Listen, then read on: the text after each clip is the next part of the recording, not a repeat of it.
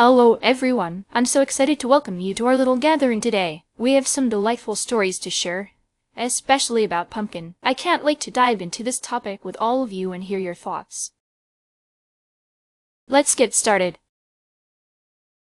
So let me tell you about a cooking episode I had recently. I was preparing a delicious pumpkin soup for a community potluck, and to my surprise, I discovered there was a shortage of pumpkin at the local market.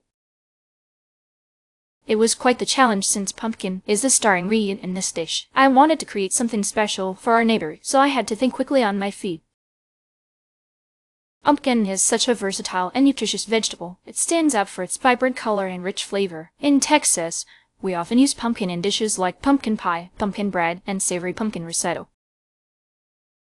Its popularity peaks in the fall, especially around Halloween and Thanksgiving, when everyone is eager to enjoy those comforting pumpkin flavors.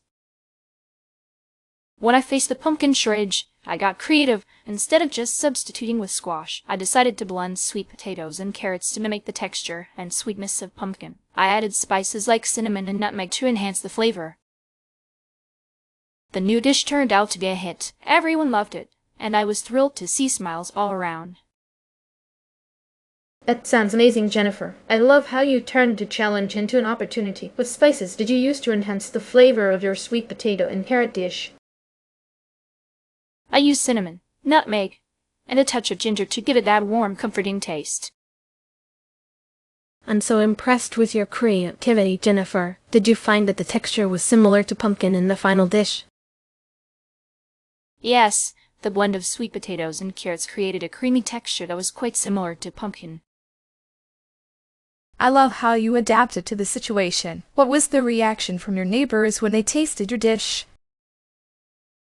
They were pleasantly surprised and really enjoyed the flavors. It sparked some great conversations about cooking and creativity.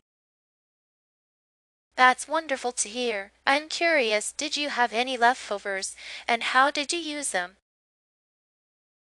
I did have some leftovers, and I turned them into a delicious dip for crackers. It was a hit at our next gathering.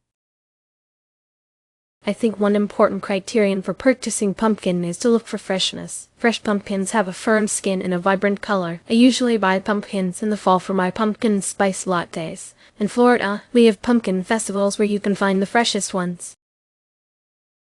It's essential to avoid any with soft spots, as that indicates spoilage. I completely agree, Maya. Another criterion is to check the size. I often choose smaller pumpkins for my recipes, as they tend to be sweeter and more flavorful. In New York, I love using them for my pumpkin risotto. People should beware of overly large pumpkins, as they can be watery and less tasty. Those are great points. I'd like to add that the stem is also a crucial criterion. A healthy stem indicates freshness. I usually buy pumpkins in late September for my Halloween decorations and pies. If the stem is dried out, it might mean the pumpkin is old. Absolutely, Jennifer. I think the color is also vital. A deep orange color usually means the pumpkin is ripe and sweet. I buy pumpkins in October for my baked goods in Washington. People should be cautious of pumpkins that are too pale, as they may not have developed their full flavor. I love that, Emily. Lastly, I believe the weight of the pumpkin matters. A heavier pumpkin usually has more flesh, which is great for cooking. I often buy pumpkins in October for my family's Halloween festivities in California.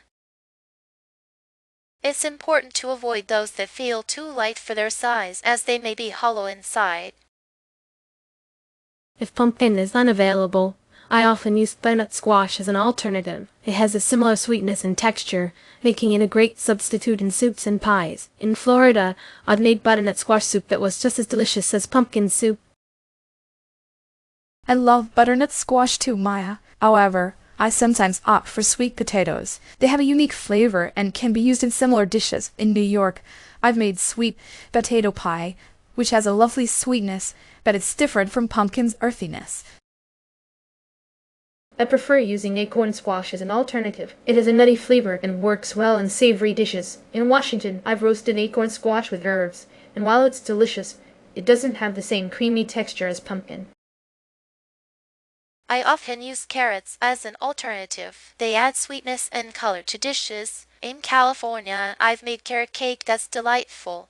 but it lacks the distinct pumpkin flavor that makes pumpkin dishes so special. Wow, what an inspiring discussion we've had today. We talked about my cooking episode with the pumpkin shortage, and I loved hearing everyone's thoughts on alternatives and purchasing criteria. Maya shared about butternut squash, Chloe discussed sweet potatoes, Emily mentioned acorn squash, and Sarah talked about carrots. Your ideas are so creative and insightful. Thank you all for your contributions.